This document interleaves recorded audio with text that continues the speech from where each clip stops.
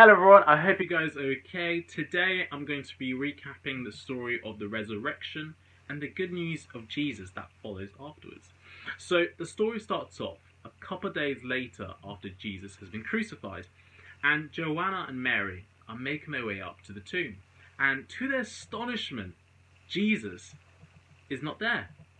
And they encounter two mysterious figures who tell them of this good news that Jesus has risen.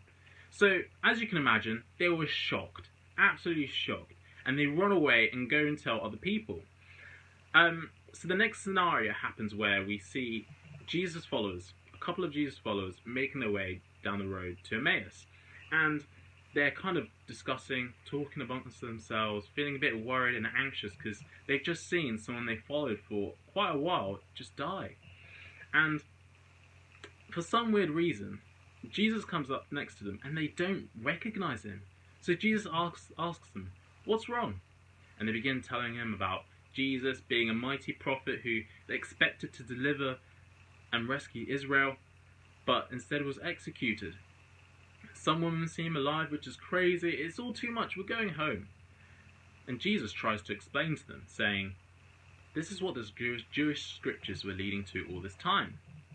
That Israel needed a king who would suffer and die as a rebel on behalf of those who are actually rebels. And then he would die so he could give true life to those who would receive it. See, this leads to the next scene where we sit down for a meal with Jesus, and he takes bread, he blesses it and breaks it and gives it to them just as he did in the Last Supper. This is the same image as of his broken body, his death on the cross, and Jesus being the bread of life.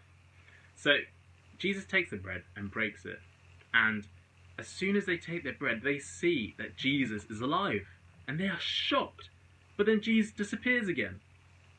So this is kind of like a story of how it is hard to see Jesus for who he is. How could a humble man become the king of a world through weakness and self-sacrifice? It's really tough to see. The Gospel of Luke ends with Jesus and all his disciples together over another meal. And everyone is freaking out about how this resurrected body has come here. They're absolutely shocked seeing Jesus in the flesh. I mean, he's still human, but he's still way more. He has passed through death and come out on the other side. A walking, talking piece of new creation. And then Jesus tells them that he's going to give them the same divine power that sustained them so they can go out and share the good news of God's kingdom with other people. After this, Luke tells us that Jesus was taken up into heaven. How incredible is that? Not only we can get to read about this story, but we read about the greatest sacrifice and to be a part of this story. But that Jesus has done all of this just for us. That he sees us as being valuable and precious. I really hope that you guys can take some time to read into Luke chapter 24, where he gives us just incredible details and imagery. Earlier today, I made like a little tomb. I'm going to put it in my room, and just to try to remember that Jesus paid all that on the cross, for not just for me, for all of you guys as well.